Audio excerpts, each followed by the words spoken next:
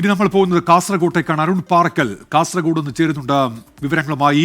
അരുൺ, കാസർഗോഡ് ജില്ലയെ പൊതുപണിമുടക്ക് എങ്ങനെ ബാധിച്ചു? വിവരങ്ങൾ.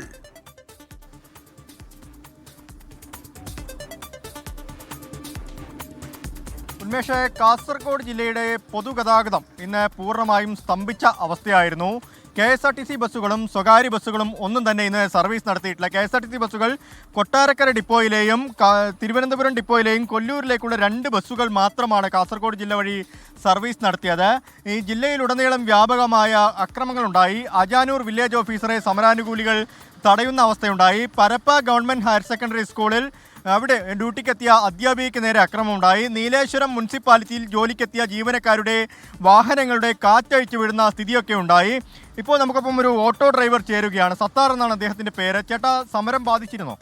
സമരം ബാധിച്ചിരുന്നു. നമ്മൾക്ക് ഒരു വിഷമം എന്താ വെച്ചാൽ, ഞങ്ങൾ ഇപ്പോൾ താമസം ചെട്ടുംകുയ്യാന്ന്, ഇവിടെ DSP ഓഫീസിൻ്റെ അവിടെയാണ് താമസം. നമ്മൾക്കൊരു സുഖമില്ലാത്ത കുട്ടിയുണ്ട്.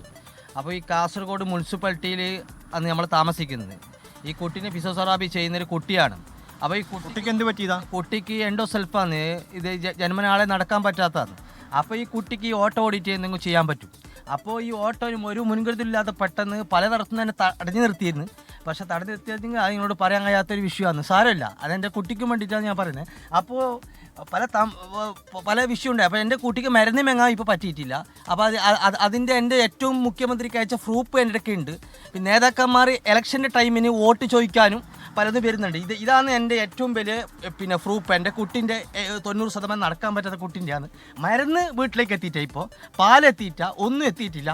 അപ്പോൾ വളരെയധികം വിഷമമായിട്ടുണ്ട്. പല നേതാക്കന്മാരും മെമ്പർമാരും വാഗ്ദാനം തന്നെ അല്ലാതെ എന്നെ നെല്ലിക്കുന്ന് സാറ് പറഞ്ഞെന്ന് പറയോ, എനിക്ക് അതാക്കി തരാം ഇതാക്കി തരുന്ന അയാളെ എൻ്റെ മുമ്പിൽ കണ്ടു കഴിഞ്ഞെങ്കിൽ ഞാൻ ശക്തമായ നടപടി എടുക്കുന്നതല്ല. എന്നെ ആർക്കും ഇങ്ങനത്തെ വാക്ക് അയാൾ കൊടുക്കാൻ പാടില്ല. അയാൾ അങ്ങനത്തെ ഒരു വാക്ക് കൊടുക്കാം. എന്താ അത്ര വിഷമത്തോടെ പറയുന്നതാണ് അയാളെ വീട്ടിൽ. ഇന്നിപ്പോൾ ഓട്ടം മുടങ്ങിയതുകൊണ്ട് ഉപജീവനമാർഗം മൊത്തം ഇതായി. അപ്പോൾ അതല്ല വിഷയം. എന്താ പറഞ്ഞെങ്കിൽ ഒരു പാവപ്പെട്ട ആൾക്ക് ബുദ്ധിമുട്ടായി തന്നെ പറയാം. എനിക്കല്ല, എന്നാട്ടും താണവർക്ക് വളരെയധികം ബുദ്ധിമുട്ടായിട്ടുണ്ടാവും.